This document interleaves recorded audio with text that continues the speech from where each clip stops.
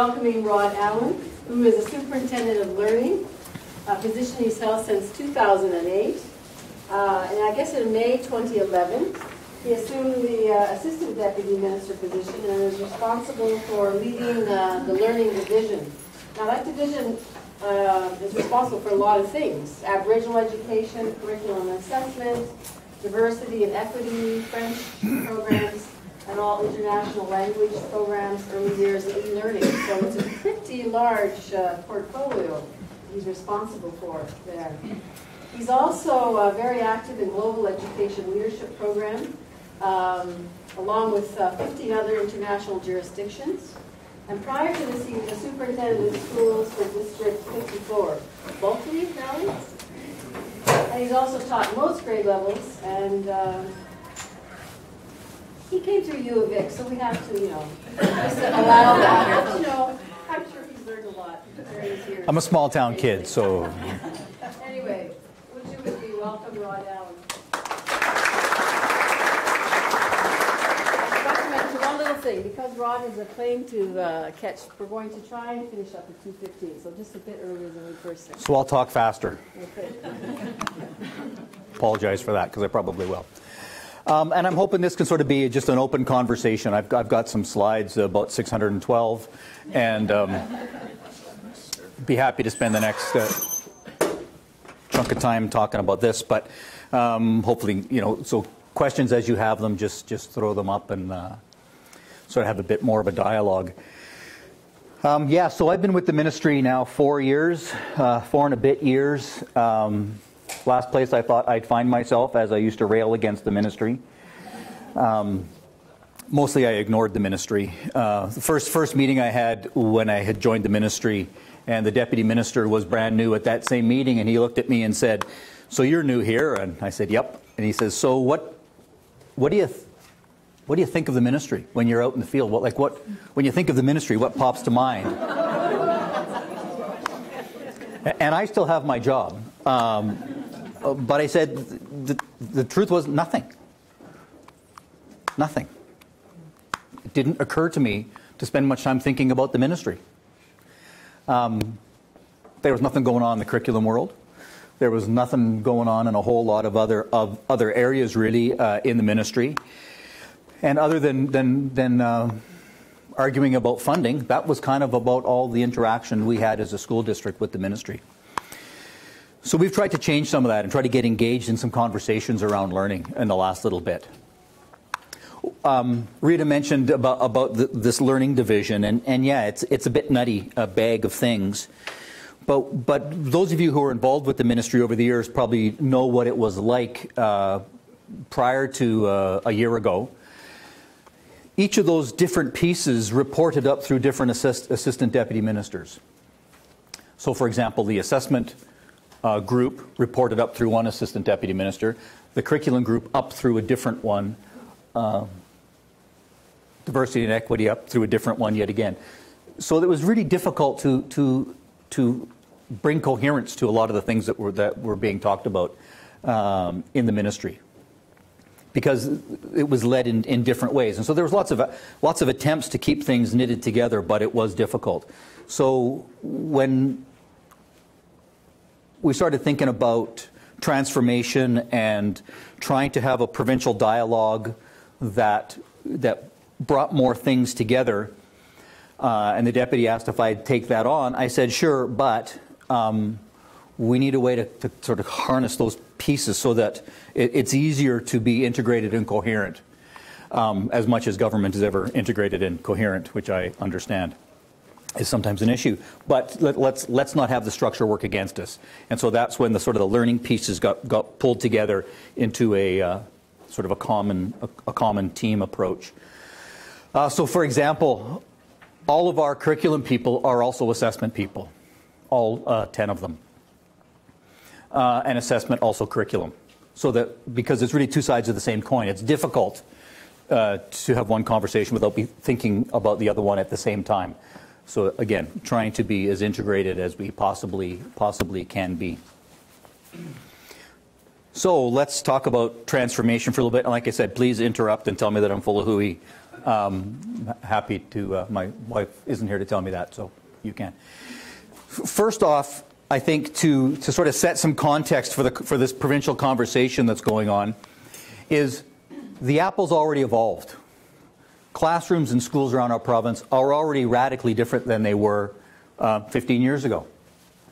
The kinds of practice going on in classrooms around our province is quite extraordinary, and it's probably not as widespread as we would all like, but boy, it's state-of-the-art stuff out there. So what this isn't about is trying to drive some initiative. What this whole conversation is about, from the ministry's perspective, is us trying to catch up to this, because it's already changing. It's already changed in a lot of cases. The kinds of approaches to learning that are going on in schools and classrooms have already, like I say, have already really transformed in so many ways. The conversation we want to have is about the system that supports those. How do we get the system that supports those things to the right place? So we know that, and I'll just, you know all this stuff. We know that our kids live in a personalized world. They are natives to this world. There's an app for that world. Why can't I have it my way? I'd suggest we are also. Why can't we have it our way? When was the last time you went into a bank and talked to a human being? For me, it's been a long time.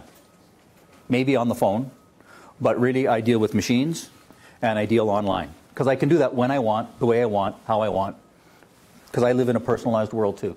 And I think as we look at public service in general, public services are more and more happening in a personalized way. I want it my way, not when you tell me I can have it or when I can access it. And again, for us, we've moved to that world. For our kids, they don't know any different. They're not involved in institutional bypass. That's a term we use. For them, it's just how they go about stuff. I'll go find what I want and I'll go get it. They're not trying to walk around anything. They're just heading to the goals that paths that they see make sense. We know that this little fella is everywhere, and that ubiquity, the fact that knowledge, facts are everywhere, changes some things. Facts are easy to come by. Does that mean understanding is? No. Or perhaps knowledge? No. But facts are easily found out there. You can query and you can ask a question of your gizmo, whatever your gizmo of choice is. And more kids are living in this world. Is it across the board? No. But more and more all the time. We have many classrooms. We haven't done a survey of it, but anecdotally, where every kid's got a wireless device that they're bringing to school. That changes how you interact, I think. It changes some things. Again, whether it's for good or bad, we could debate that for a long time. But it is. That stuff is out there and readily accessible. So are they going to ask better questions? Are they going to think about things differently based on their ability to gather bits? And yet I'd suggest that our system, the education system in British Columbia, Western education systems in general, look more like this than they do like an iPhone. Our system is kind of a one-size-fits-all, let's try to make things fit system. Because that's how we built it back in the late 1800s. That's how we kind of sort of started to view things. So how is it we move from a place where we try to, where the system encourages us to fit kids into it, as opposed to fit the system to the kids? Again, I'm not talking about individuals, but about systems. And again, you know this stuff way better than I do. There is so much research out there, so much learning science out there that this is a thing from David Istance at OECD. There's tons like it. We know a lot of things about learning. We know a lot. The question is, does our system reflect what we know? Does our system reflect these kinds of things, or sort of other sets that we might have? Older ones. learner-centered, structured and well-designed, sensitive to individual and group differences, tailored feedback, inclusive, fundamentally inclusive, and social. Is that a 2,400 student secondary school? I don't think so. But that's sort of where we've been driven to. So if we think things like this are true, what the learning sciences are telling us, if we think that, yes, our kids are a bit different because of the impact of technology, again, for better or for worse, but different, the question the province is asking itself is this one. When will what we know change what we do? When will we do some things differently?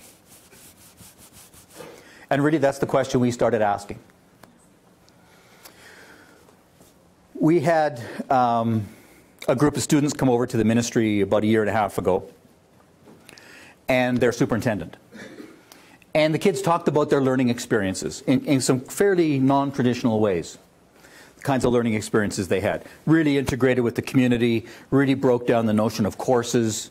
They were sort of aggregating their learning outcomes in some very different ways, but with great results. And so these kids stood up, and there was 4 of them, and they talked about a variety of, two of those, by the way, are here at UBC right now. They talked about their learning and talked about how profound it was and how deeply rooted it was and how much better this felt to them than what they'd previously experienced. Then the superintendent got up and said, "Did you like that? Were you persuaded by the kids that this is sort of a way to go?" And absolutely. Then he pulled up a stack of papers, about half an inch thick, and said, well, to get to that, here's all the rules, policies, stuff that we've had to ignore, break, throw in the garbage to get to that. So if you want more of that, can we start to talk about this pile of stuff? And that was sort of the beginning of this, when will what we know change what we do? If we know we want something that feels more like that, how can we keep doing what we're currently doing? This question's morphed a little bit. Mike McKay, superintendent in Surrey, has changed, sort of is using it in this way now. He's saying, what'll it take? What are we waiting for? What will it take for what we know to change what we do? And you can take that on big scales or very small scales. What can I do in my practice? What step can I take that's going to start to change what I do? And that's been a pretty profound question, I think, around the province. Governments, as governments like to do, like to have opinions about things. And so with all those kind of influences that I was just talking about there, and especially the Jeff Hopkins, who was the superintendent, pile of stuff saying, can we do something about this pile of stuff, please? Can we get this out of the way? The ministry said, yeah, I think we can. I think we can start on that pile of stuff. We can start trying to allow for more of the kinds of learning that we all know we want for our kids. And that was really captured, some of those pieces captured in the BC education plan. What is it government can do to that? Because I think embedded with this whole conversation is a realization, perhaps more deeply in some areas than others, but a growing realization that the days of government driving an agenda are done. They don't work. They never did. But I think we could fool ourselves back when that really that's how things work. Government would sit up on high, make an edict, thou shalt, and everybody scurries around and gets at it. Doesn't work. Doesn't really drive change, especially a change like we're talking about here, which is really as much a reculturing as it is anything else. So we took the view of how is it that we can get at the pile of stuff? How can we start to clear the brush? How can we rethink what we do in ways that are supportive and enabling as opposed to restrictive? Can we think about policy as enabling as opposed to restrictive? Well, that's a big shift for government. It's a big shift for the ministry. And really that's what we're trying to do, is get to a different kind of a place there. So when you read the BC's education plan, you'll notice a couple of things. First thing is it's not a plan, because it was never meant to be a plan. when we were putting it together from on high, we got 2 instructions. The title had to have the word plan in it, and it had to have the word education in it. So being creative, you know, been following Roland's work for years. I'm pretty creative. I came up with BC's education plan. Knowing that it's not a plan, and it isn't. It's not a strategic plan. The days of long-term strategic planning, I think, are done. Those don't make sense. Things are moving too fast. Things are too fluid. How is it, as our deputy would say, we know where north is. We don't have a map, but we have a compass, and we know where north is. So let's start heading that way. That's a very different way of thinking about transformation or change than the strategic plan. Let's lay it all out, and let's make sure that we're all lined up, and because we know that things change quite rapidly. But let's have the vision. Let's know where we're going, and let's start moving. So that was a year ago. And in that year, a bunch of things have happened. So we've tried to get at this list, which is kind of a clear the brush list. As we, to a large extent me, but as we went around the province and talked to folks, they had some pretty common things that they said on their list of papers that they were waving at us. Curriculum was huge. Can we rethink curriculum? Can we create some time and space in our curriculum? We'll talk more about that in a bit. You can't have too much of a conversation about curriculum before you get into assessment. It's kind of the same conversation. You start talking about assessment, you start talking about graduation. It's all related. And so we've realized that those conversations have to all happen roughly in the same time and place. So I'll talk about these a little bit. Educated citizen, the first piece of this, is the minister, George Abbott, asked, he said, so what's in the School Act? It was written in 1988. Is that still valid? Does that hold? Is that the right stuff? Educated citizen? Have we looked at that? Have we talked about that? 1988 seems like a long time ago. We said, yeah, it's a long time ago, and no, we haven't looked at it in a long time. So he put together a group of folks that he wanted to talk to, and there was about 40 of them, I believe, into 2 groups, and each group met 3 times. And they were folks kind of representative of the province, with the exception that there were no educators in there. He wanted to talk to folks outside the system. So he talked, well, I shouldn't say no educators, no K-12 educators. He talked, so there was post-secondary folks there. There were business folks there. There were arts community, social sector, a whole variety of people. And he basically asked them, so what do you think? What do you think of the graduates? Our grade 12 graduates come from us and go to you in some way, either through employment or through continuing education, through volunteering, whatever it might be. How are we doing? What do you think? And what was quite remarkable, I think, was the unanimity of the answers.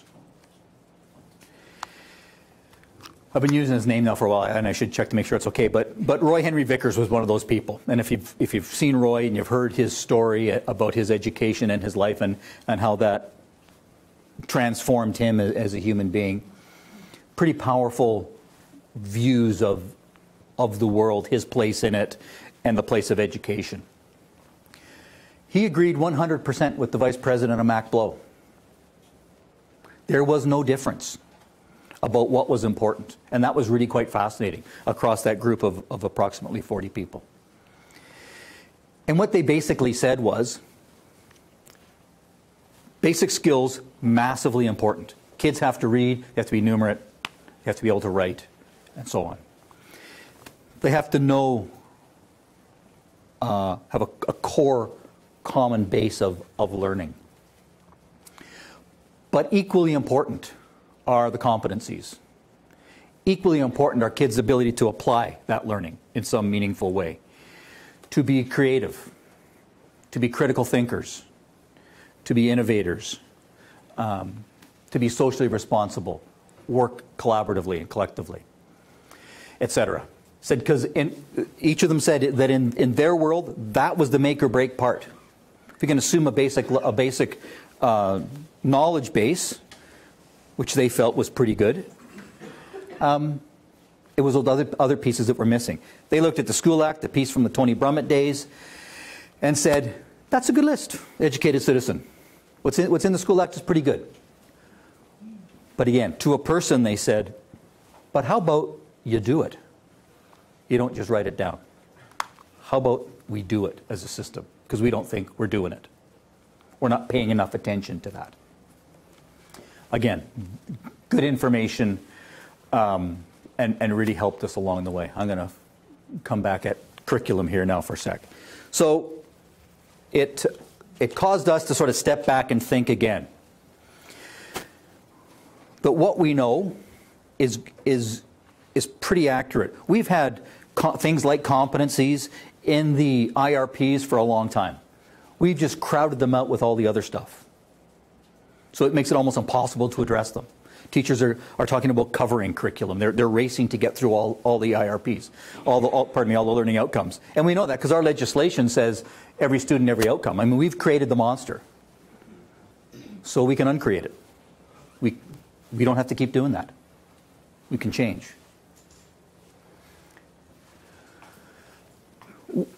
So this was sort of a foundational piece for us in thinking about curriculum. There's a big difference between knowing something and understanding it. And I think most folks would suggest that our curriculum tends to be heavily weighted on the knowing, less on the understanding. And if you look at Science 10, that might be a prime example of knowing, not much time for understanding.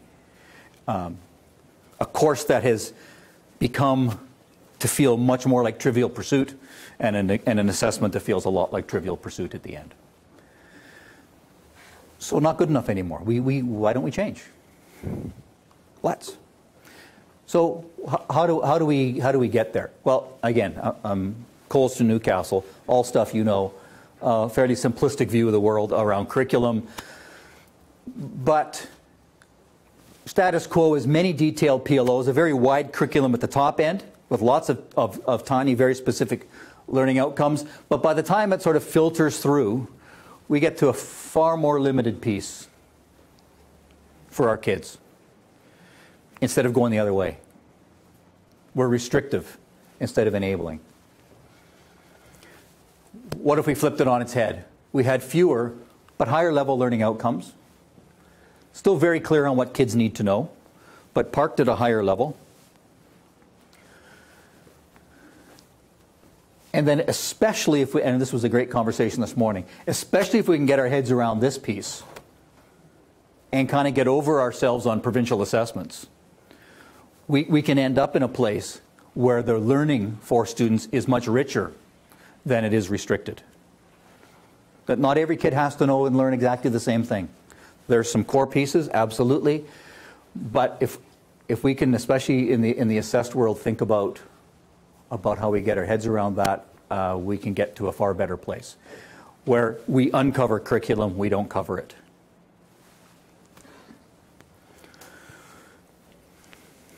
Last year, over the course of a year, there was a curriculum group that was struck around the province, and I think there was about 15 or so, maybe 20 people on it, post-secondary, K-12, a couple of ministry folks, that started wrestling with a bunch of ideas around curriculum.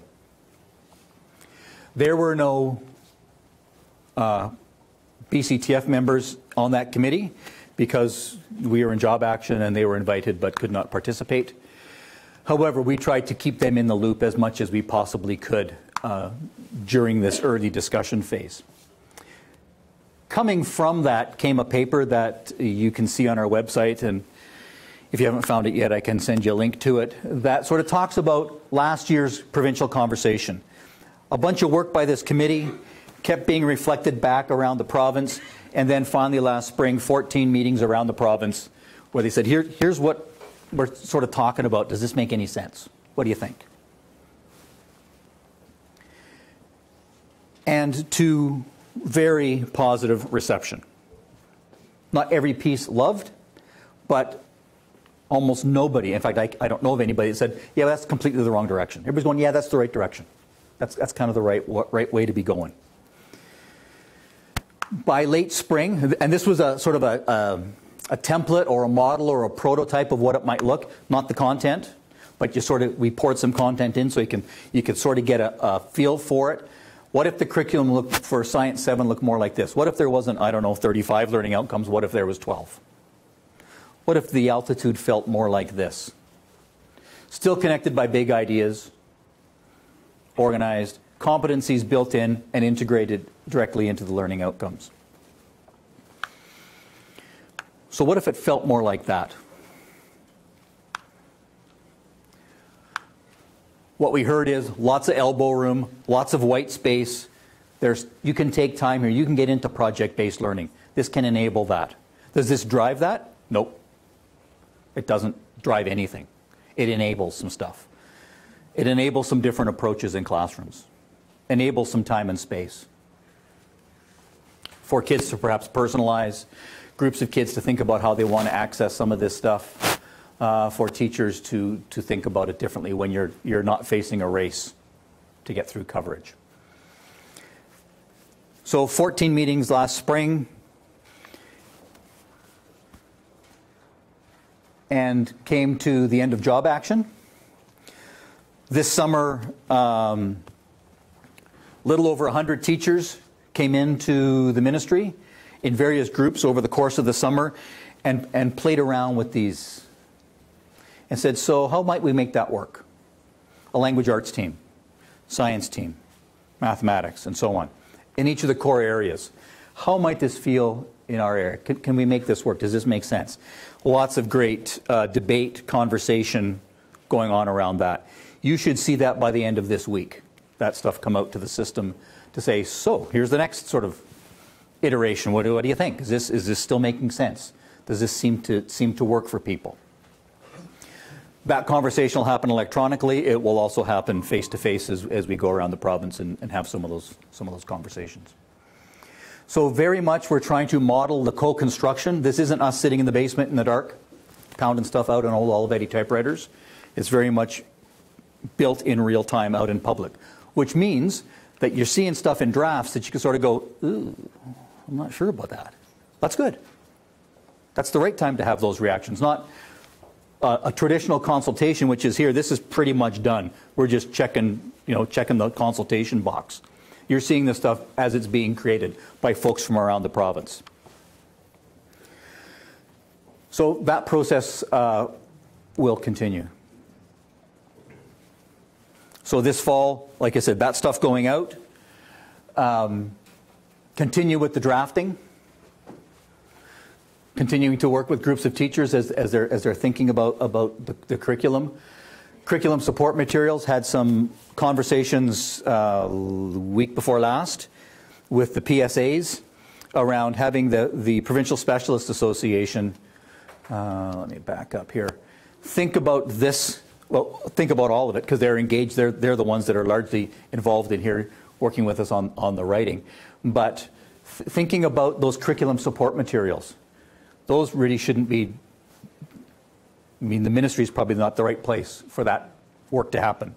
It's practitioners who are actually out there doing it at this time. So having the PSAs sort of taking ownership of working on the curriculum support materials as I mean, that's a bit down the road, but having them starting to think about that. Oops, sorry.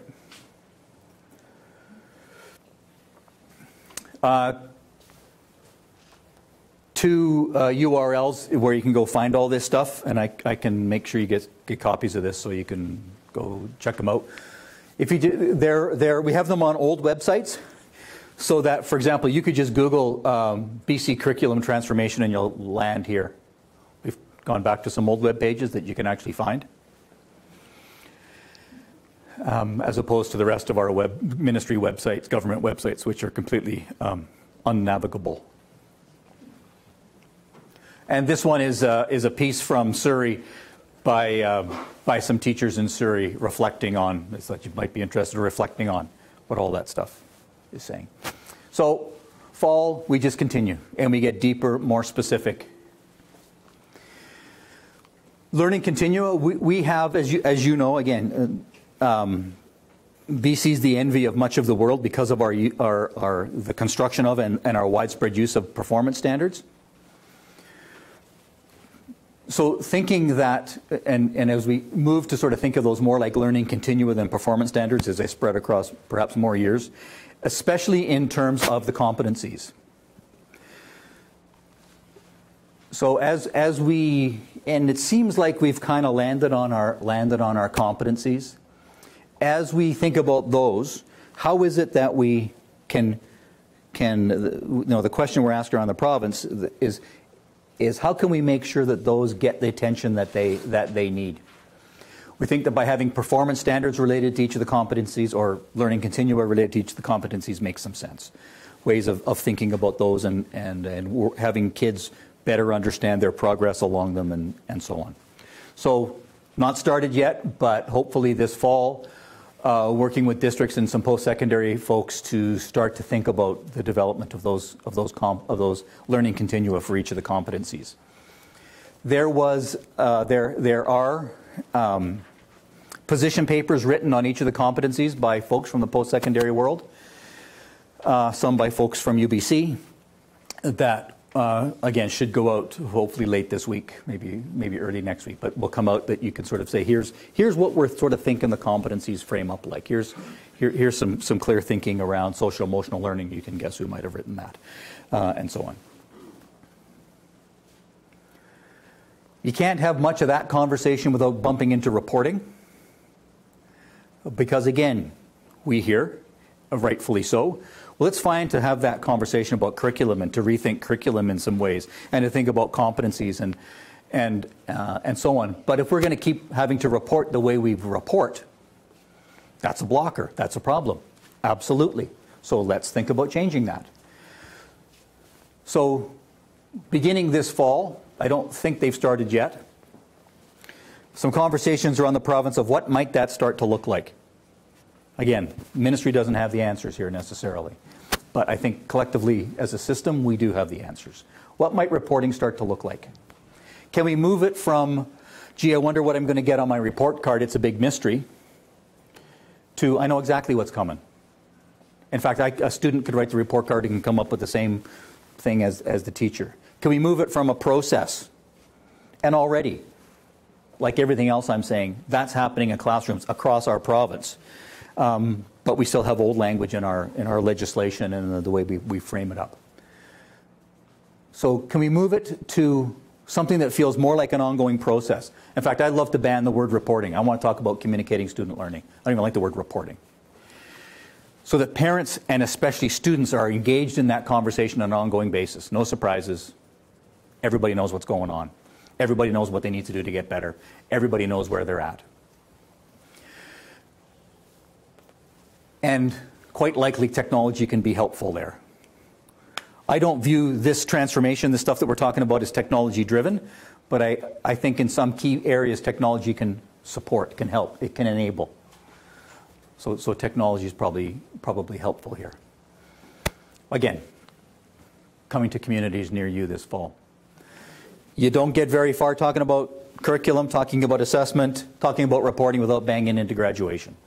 Yeah, all that's fine, but what about grad? If you keep the grad policy the same, you're going to be no better. So, in the spirit of when will what we know change what we do, let's rethink. So, there are, we've looked at the province in the Superintendent's Association regions just to have a geographical organizer. There's a person in each region that's taken on some leadership for this. Ranging in some cases superintendents, assistant superintendents, principals, vice principals, a variety of folks who are leading conversations in each of the areas. Ministry not involved.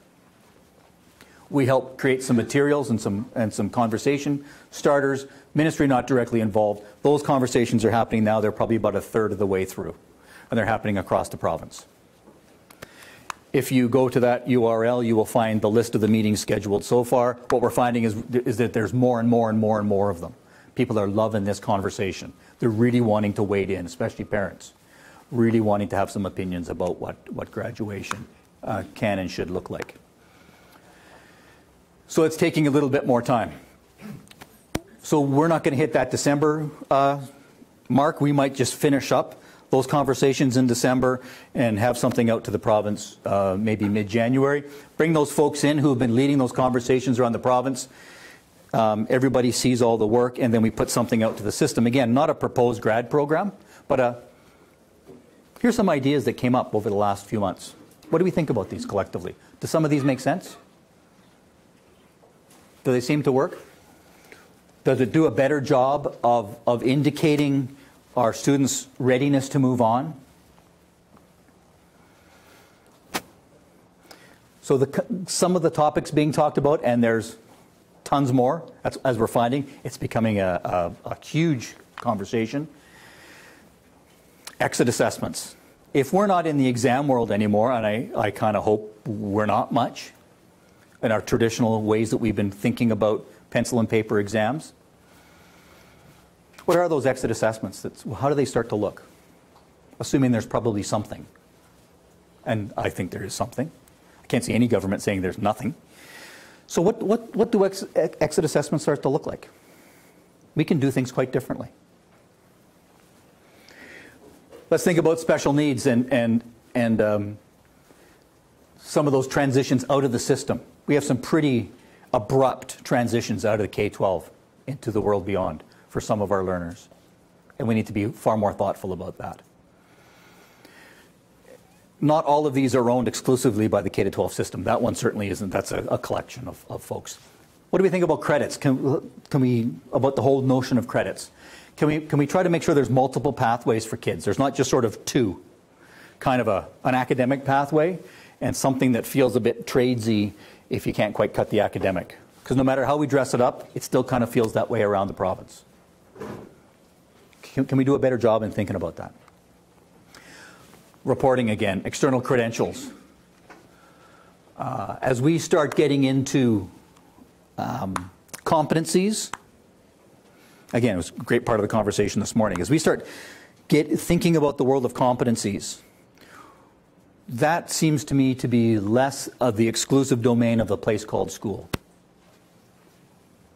Because where you learn those life lessons, where it is you cut your teeth on those kinds of things around the competencies, often those might be in sports that might happen wherever they happen. It could be out in, if you're a northern kid, it could be a rural kid, it could be in 4-H, it could be in a variety of places. So how is it that we think about external credentials? That's complicated. It's risky. It's a minefield.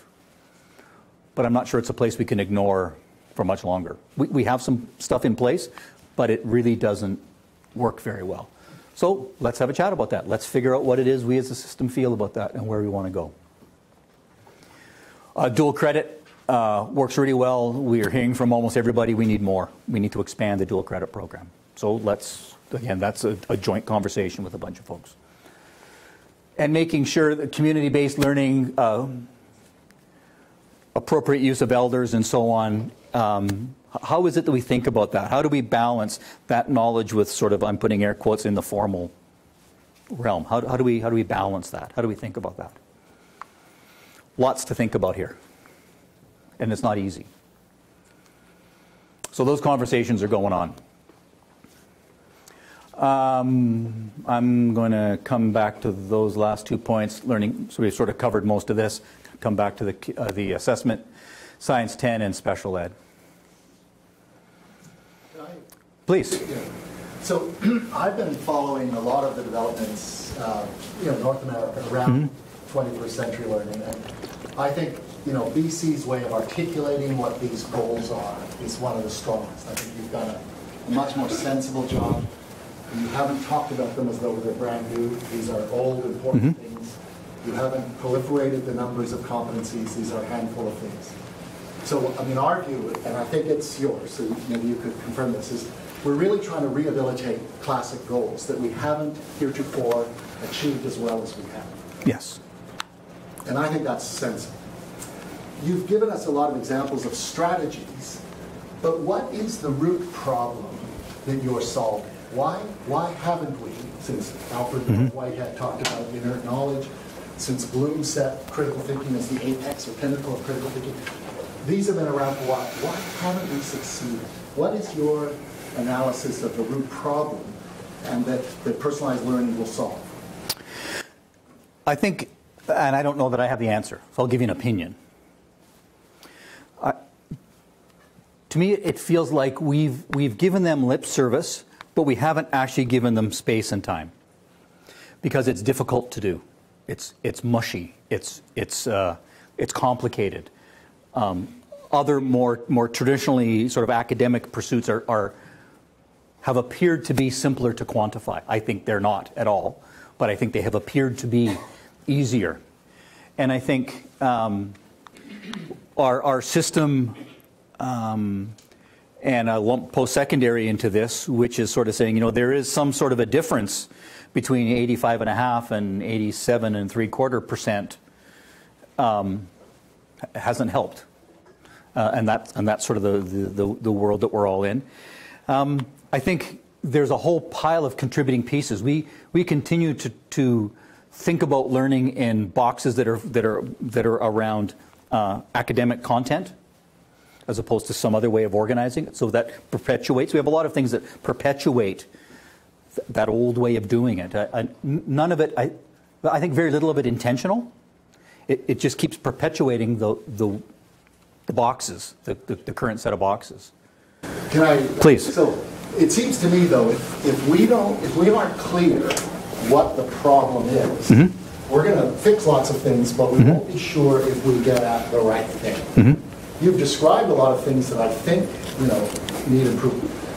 Our group has worked with 100,000 teachers, and I am more convinced than ever that the root problem of our historic, underachievement is transmissive teaching. And nothing you describe, in fact, digital technology entrenches digital technology. It's called the information technologies. We have flipped education, which is, the sort of sexy, new alternative, entrenches transmission in a different way. If the problem, as we know, is transmissive teaching, what happens if you don't address that and you make all these changes without making a difference? That's a great question. And so I think there's two ways, because I would agree that is a huge fundamental issue. You could pass an edict and say there should be no more transmissive teaching. And it would go really well. It's already on the document. So. I know. Because to me, that's as much a cultural shift as anything else. Changing our thinking about it. It's a cultural shift we're talking about, more so than a pedagogical shift. They're connected, but it's a cultural shift. So I think my worldview would be you have to enable that so that it's more likely to happen, enable the system, the setting that things occur in, so it's more likely that less transmissive teaching happens and more constructivism and various other approaches happen. It's sure not likely to happen now, because almost everything in the system is working against it. It's more likely to happen in something that feels more like this. Is it going to for sure happen? No. But I don't know how you make it happen, other than continually you create a system or evolve over time to a system that's far more supportive and conducive to it, and then you work with supporting teachers in their move towards that. But I think it's hard to support them in a move towards something when the system is still working against it. Is that a... Well, let me just add one part of it. So Christensen has done this mega study of the effect of the influence of technology in schools. And he said, we've spent billions of dollars and we've not improved education because we're using them to perpetuate the old pedagogy. So my fear is that the suggestions you're proposing are positive. But if we haven't figured out what the root problem and addressed that much more substantially, And we've seen it. We've seen interactive whiteboards increase the amount of transmissive teaching because teachers feel now that I'm cutting edge, I can do this. So you're in danger of here's my fear, fueling the problem that you're trying to solve with your solutions without directly. Yeah, and I mean, I agree, and don't get me started on whiteboards, please, or smart boards. Because you're absolutely right. If they're at the front and it's just a better blackboard, then who cares? There's nothing wrong with an interactive smartboard as a learning tool, but it depends on whose hands on the mouse, who's driving it, right? So what you don't see in any of this stuff, I hope much, is conversations about technology. Because it's not about technological solutions. Technology can enable. I think it's partly a driver in terms of it's changing things, but it can enable done well. Done poorly, if this becomes about technology, we're just handing every kid a laptop and we're farther behind than we were. So luckily we have no money, so it's not that. So I'm with you. Please. Well, our teachers are products of the post-secondary system.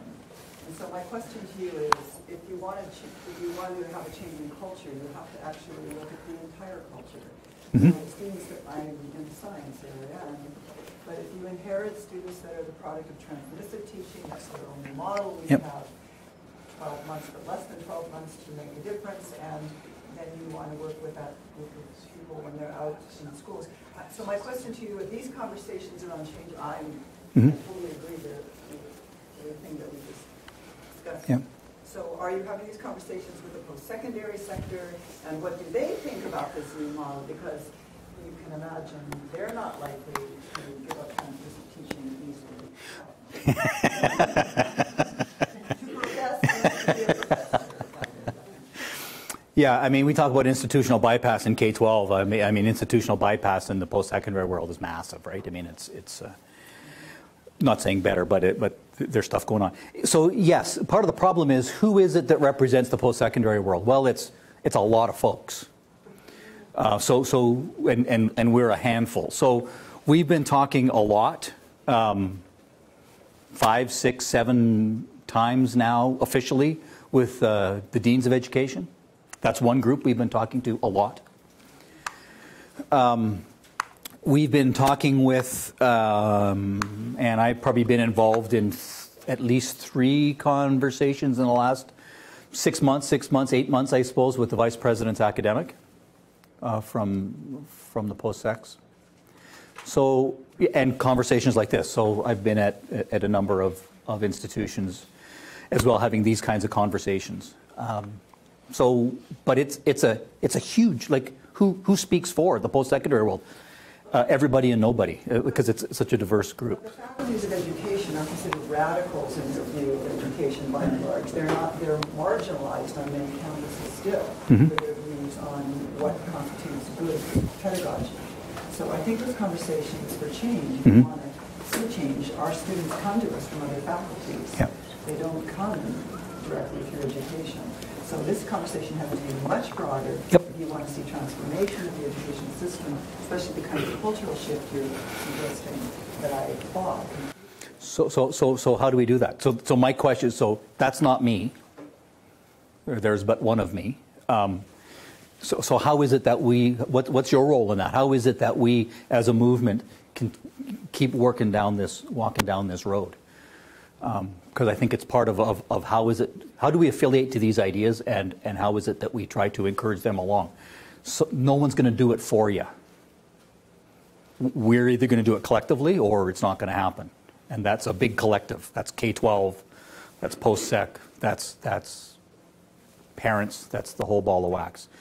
This is a collective endeavor, and it either works collectively or it doesn't. One thing I've learned in government is if you wait for government to do anything, it's not going to happen.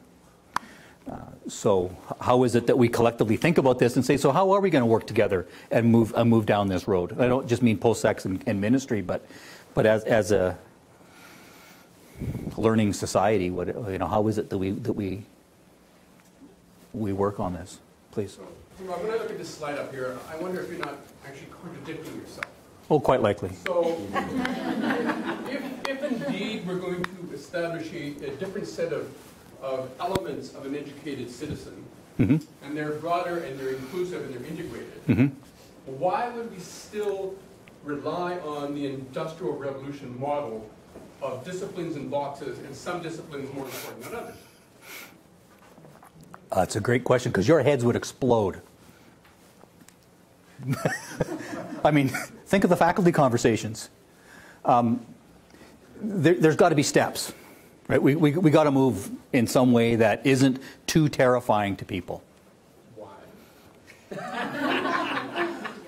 Because governments get elected, and I'm serious, governments get elected, and so right now, I think where we are with this conversation generally, and the new buzzword around it is social license. We've worked hard to develop a social license to do this work. So there's really nobody in the province saying, you are so full of crap. Well, they say that about me, but not about the ideas in general. But they're saying there's pretty good acceptance. The old minister talked about furious consensus. I don't think we're at consensus, but there's really nobody saying this is absolutely the wrong thing to do. So we believe that if a government came in and said, this is junk, we're going back to rows, we're uniforms, we are just going right back, that's when the riot happens on the lawn of the legislature. That's a great place for us to be politically. If we get too far out front, think year 2000, and when a relatively simple issue came up, government just went, whoop, not us, it's those crazy educators, we're out of here, thanks for coming. And it was done. Can't let that happen. So there is, because part of my job is I get to go over to cabinet and go over to caucus and have these conversations. And they are a fascinating conversation to be had. You can't, it's just like being a superintendent with a board. You can't let them get too far away from you in either direction. You've got to keep them close. And so that's, to be honest, that's a big part of it. If we said to parents, here's all the theory about good reporting, we know that letter grades are silly. So we're getting rid of them. Man, they'd be burning the legislature down. But we know from experience looking at districts in BC that are playing around with this, shall remain nameless so that they don't get bombarded with letters, where they've said to their parents, we think we want to do things differently around reporting. And we aren't sure that letter grades really give you the information that you think they give you, which really puts trust of the whole system in question. You know, we've been selling this lie, and they've been buying this lie for an awfully long time. So they said, we're going to go to something that feels more performance standards-y. And they built sort of things that feel like performance standards for each of their subject areas still so it looks more the same than different. Kind of comfort there. And then they've gone the old-fashioned way, and they have highlighters, and they highlight and show where the kids are at and what they need to do to get better. Lovely. And parents said, this is great, where's the letter grade? So they put a box up in the corner to put the letter grade in. And it was about sort of 3 cycles of that, so sort of a year and a half or so, when they just quietly didn't put letter grades in. Nobody noticed. Nobody cared. So much more rich information about their kid that they weren't even looking at that little box in the corner, which actually had physically got smaller and smaller as they were each iteration of the report cards. So they've gone to a place without anybody lighting their hair on fire, and if you're like me, you can't afford that, without anybody lighting their hair on fire, and it's all good. So I think I think staged makes sense. I mean, I'm kind of a slash and burn guy myself, and I'm trying to resist the urge, but I'm trying to learn to be patient.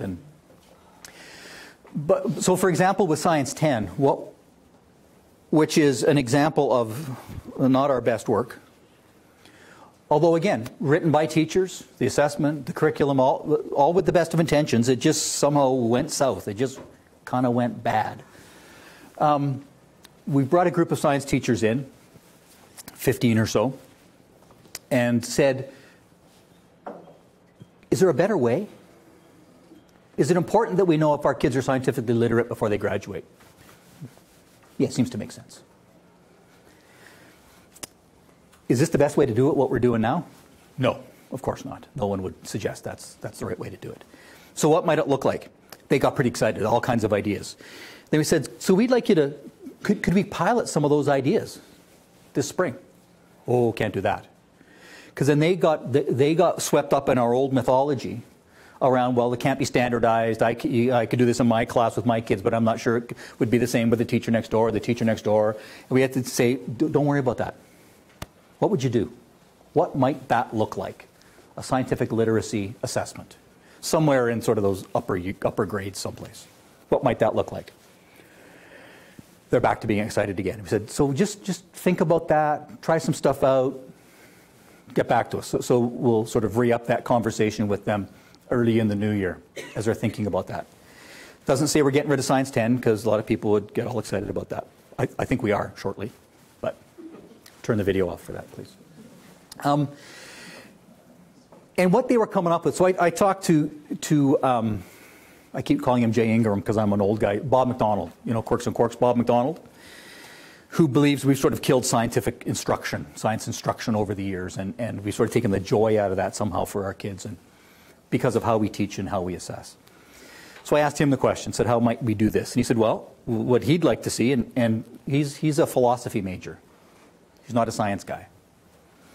He says, round table, 4 chairs around it, kids in chairs, you take a box full of junk out of your garage and you dump it on the middle of the table. And you say, so we've been talking about Bernoulli's principle. How could you demonstrate that with some of this stuff that's here? We've talked about this. Show me that. Show me this other thing. How many different principles can you that we talked about this year can you demonstrate from these 5 objects, using these 5 things in different ways? Stuff like that. And he says, and you watch and you listen. You observe. That's scientific literacy conversation. That's quite different. Can you do that? Can you have that in a very standardized way like we currently think about exit assessments? Not necessarily.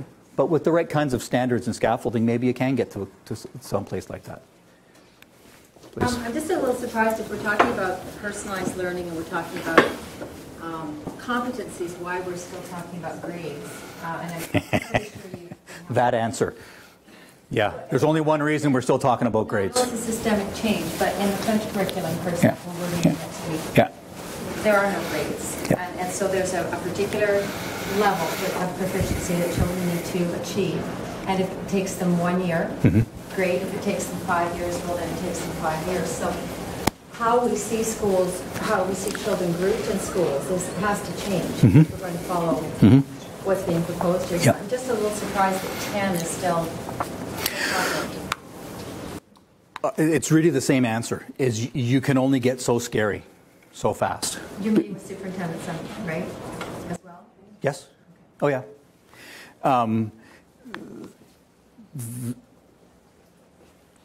We believe that one of the lines we're using, and it's not mine, is, and I'll probably screw it up,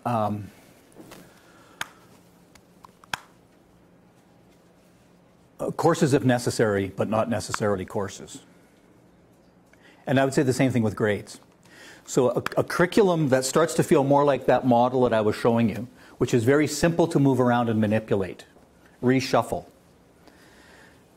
to me starts to enable the practices where the grades start to break down, especially in the earlier years, but not exclusive of the secondary years, as well as the notion of courses. I could easily see taking some of those things and push them together in different ways and different offerings for kids.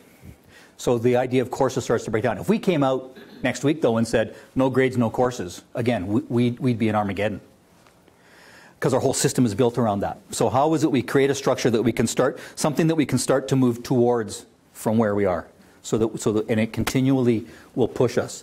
Because, again, another difference that I'm seeing in this process is we've sort of used the seismic model, my words, of curriculum design, and where you build something and then you leave it there for 10 years or 12 years before you get back to it until you just can't stand it anymore. It's just, and finally you let the pressure off and you rewrite something. That doesn't make sense. So how do we get to something that's more organic and fluid and allows tweaks to happen on an ongoing basis so that we can continue to evolve? Something that's more a more organic feel to curriculum than a whew, we got through that curriculum reform. Whoa, now we're safe for the next 10 years. We don't have to think about it. We're going to be always in this phase of I believe, of continually getting better and better. We're at kind of a big furious place right now. So I think you're absolutely right. We already have schools in BC and secondary schools that are really playing fast and loose with the whole notion of courses. I'm struck by the process you're following with respect to science assessment. There's, gathering science educators and talking about science assessment, and I think that's immensely valuable. But there's also decades worth of research on science assessment that's informed by our best understanding of learning and pedagogy. So I haven't heard you refer to that. And shall I? That would be great. So yeah, in the assessments, I was sort of focusing on the outward-facing bits, but the assessment as learning, really, the place we want to get to where is huge. You can't get to anything that's at all personalized without that. It's something we're actually pretty good at in BC compared to lots of jurisdictions. We're pretty good. Our assessment practices are pretty outstanding. I just sort of put in here as these outward-facing pieces because they're the ones that people tend to light their hair on fire and get all excited about. But our classroom, the way we think about assessment within our classrooms, I think is already well down an evolutionary path, the right way. We need to get better at it and do more of it, but we're already in decent shape there, I think. In terms of the science question, yeah, so we are working with post-secondary folks, some from this university, on science. I'll probably get some names wrong, but in terms of sort of helping us, advise us along those processes. One of those things that's happening is sitting with a group of some teachers, talking to them about assessment. But certainly in terms of the curriculum, in terms of sort of once we get to a bigger conversation, because let me back up a step too. The reason we're doing this now isn't to fix Science 10 assessment, because we may not even end up with a Science 10 assessment. What I'm looking for are some crazy examples of how we could think about assessing kids differently, so that, which really are going to push our way of thinking about assessments. So when we do get to the big assessment conversation, which is likely next year, or late spring, kind of depends where things go politically, but late spring or next fall, we have some examples to look to and say, here's some ideas that can really push our thinking. I don't want to think about, well, let's have one more essay question and 2 fewer multiple choice. That's not the conversation any of us want. We want saying, let's really rethink assessment. What is it? What isn't it? What are the purposes? What do we use it for? What do we need it for? And having some examples out there, I think, would be helpful. As we've started this conversation with Science 10, every Socials 11 teacher in the province has put their hand up and said, our exam is worse and our curriculum's nuttier. So I think similar things are going on in the social studies world, for sure. Just to complete my comment, there are efforts going on, in particular in the United States, that are trying to connect the good classroom assessments, formative assessments or assessments for learning with the large-scale assessments. And there are lots of good examples of those. So that's as opposed to very distant classroom assessment versus external standardized assessments. Absolutely. And if I was predicting where this might go in BC, it's probably more that direction. But it's not mine to decide. That's sort of for us collectively to figure out where we're going. Again, we're on early stages of that conversation. So, and our early K assessment piece that we did is sort of an example of what you're talking about. Instead of government coming in saying there shall be an assessment and you will all do this with all your kindergarten kids in the second week of school or whatever craziness we might have done in the past, to say,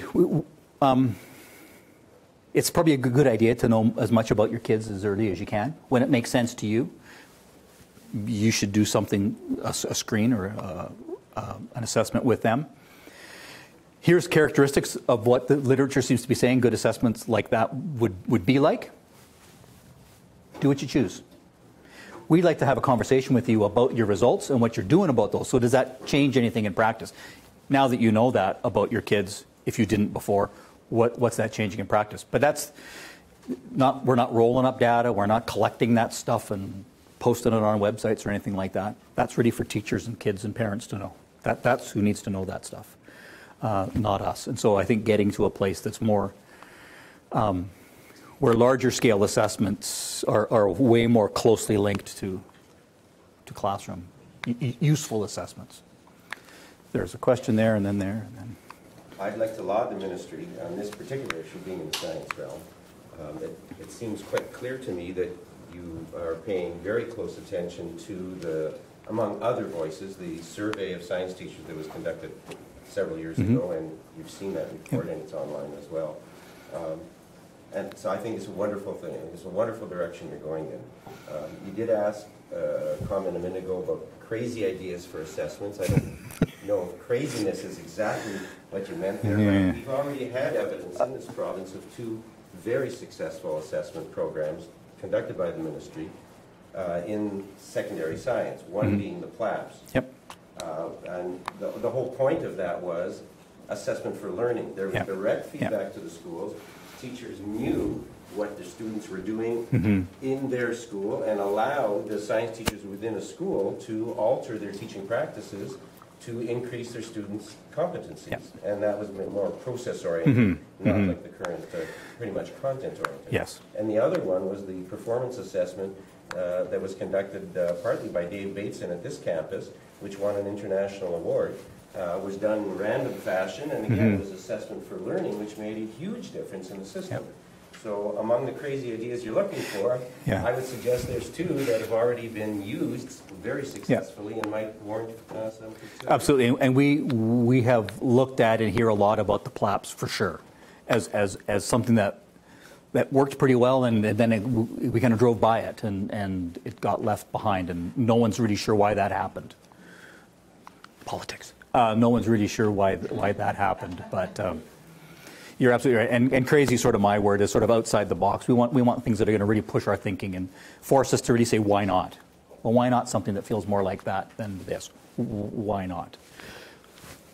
I want to go back to something you said at the beginning. You said this isn't really based on any kind of initiative, and you also had this really nice story about how it kind of organically grew out of some focus groups that you had, or however, when you go back and you look at some of the indications of how this developed, John Abbott's work out of the UK is really huge focused, and that's a 21st century learning initiative. And so I'm trying to get a sense of how this had evolved. And the second thing is, a lot of the 21st century initiatives are based pretty heavily on business. Cisco's driving a bunch of them, Microsoft is driving several of them. And so, and I see TELUS has become kind of the business associated with yours. So could you just maybe address a little bit of those kinds of connections that actually weren't part of the earlier discussion? Sure. So, John, you're absolutely right. I mean, I think the first time I was in a large group where we were exposed to a bunch of this kind of stuff was John Abbott about 12 years ago. At a superintendent's meeting, he came and delivered a sort of a quick off lunchtime presentation. And it just stopped everybody in their tracks. Nobody had been talked to like that and sort of thought about that kind of stuff as a large group. John had no interaction with the ministry or any of that kind of stuff, but he was involved in my district. We had John up I don't know how many times, so quite involved with John and his work, and he's been really influential around the province in terms of getting us to think critically about our systems and our processes. What John doesn't do, and John's here tomorrow, by the way, what John, for another sort of time in BC, what John doesn't do much is talk about solutions. he's really good at articulating the questions and articulating the issues and getting you feeling pretty uncomfortable about where you might be sitting. A bit less so in terms of, so what do you do next? So then what? So John has been really influential again in our province in spurring the conversation along, and is still involved. He's back for 2 weeks traveling around the province working in districts. I'm not sure where all he's going, but he's around and about the province. In terms of businesses, yeah, tell us. Businesses are always interesting. They offer you something and then they take it away. You know how that works. You all have cell phone plans.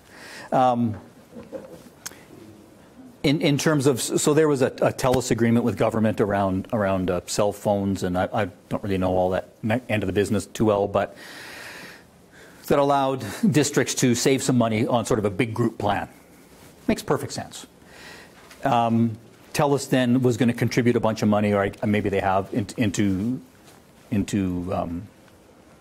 communities for better bandwidth and stuff like that. I have no idea where that is, but that was sort of the idea. I know that from sort of education's perspective, we haven't had much, if anything, to do with TELUS. We sort of thought there was something there, but there wasn't. So I'm not sure where the TELUS thing is sitting. I think it's somewhere else. Yeah, I think there's some global money sitting around out there. You mentioned Cisco and Microsoft, I think, but there would be a bunch of other players, I think, sitting out there too. Yeah, who are probably looking for markets to sell their stuff. And again, so if you believed this to be a technologically oriented issue, then you might get swayed into that world. Again, I don't think it's about technology.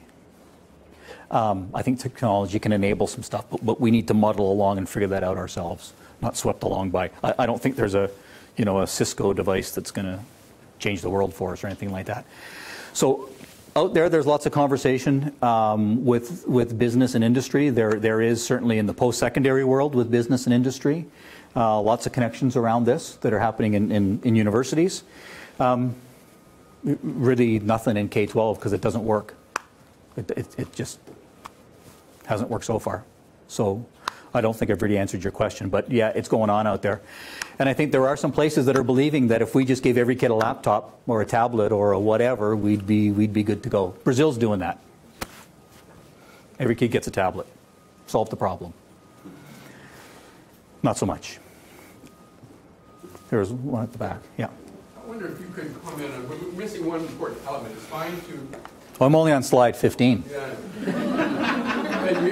I know you're teasing us.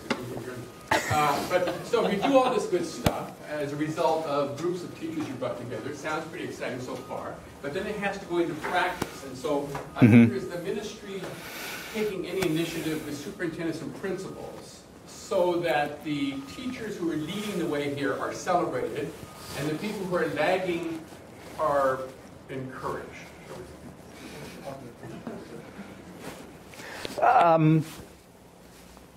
Not so much yet. Well, then, because the first half, yes. I think Judy and Linda, Judy Halpert and Linda Kaiser have done some nice work on shining lights on some excellent practice and getting practice more well known. We're trying to get involved in that piece of it too, because people keep saying, well, where's an example of this? Well, we know of one over there. Let's get that documented somehow so people can learn from it. So, but again, I don't think that's a ministry-driven piece. That's, again, collectively we need to pay more attention to where great things are happening and what it is we can learn from them. And I think encouraging. So trying to, again, I'll go back to the curriculum assessment reporting pieces amongst others here, aside from the gold that's buried in the last 67 slides. That I won't get to, is to create a system where the teachers that have that predisposition, that are already doing this stuff, and those that are kind of on the fence going, I'd kind of like to move into that, but it's a lot of work to swim upstream. We need to reverse the river so that they're swimming downstream with. They're being encouraged and swept along. There will always be some who are going to go again, and I mean, I think having our principals and superintendents and so on better versed in how it is you encourage people to think about their practice and look at their practice. We're not.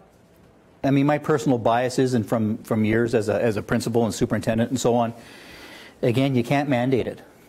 You got to encourage it and support it and say it's okay to take a baby step. Just take a step. It'll be okay. I'll help you. I'll support you. Oh, that wasn't so bad. Let's take another one. That wasn't so bad. And sort of build that trajectory of hope that they're heading down.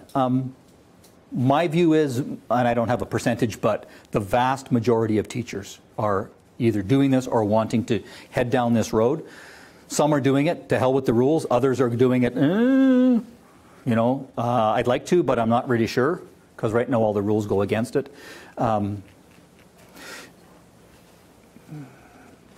50%, I just heard this number the other day, 50% of principals and vice principals in the province have under 5 years experience in those roles.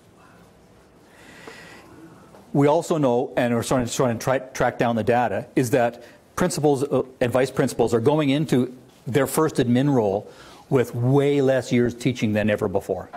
Often it's 2 and 3. And there's way fewer vice principalships where you kind of learn. Often folks are going straight into principalships. So you get tossed the keys to the car, bring it home by midnight and left alone. That's not great for them. It's not great for anybody. And so we need to think about that. And how we, as well as how we think about teachers' initial few years in the profession. We need to really think hard about what that looks like as a system, because right now it's awful. I think our induction, if that's the right phrase, is abysmal, generally speaking. I think it is absolutely the case, the same or worse for principals and vice principals as they sort of get tossed into the fray. So they don't have a lot of, we need to work on their capacity to do that. And, when I became a principal, when I was both vice principal and principal, I was the youngest person on staff in both cases, and I'm an old fart, right? Now that's by a factor of, and I was unusual low. Now that's the norm. So when I remember going into Mrs. Monkman's class, who taught across the hall from me, because I was a teaching principal, and having to evaluate her, going, I am not worthy. This is a master teacher. What do I have to offer this woman who is, the goddess of teaching? And so she had to sit me down and give me the chat about what I could bring to her and how I could help and support her teaching and how I could, right? And it was perfect, right? Thanks, Mom. I get it. And so thank goodness for the Mrs. Monkmans out there who did that. And I sort of learned my job as a principal in terms of supervision of teaching through a couple of people, most notably, Margaret Monkman, as just a master teacher who got how she could be helped. But that's not common. So it's a huge issue.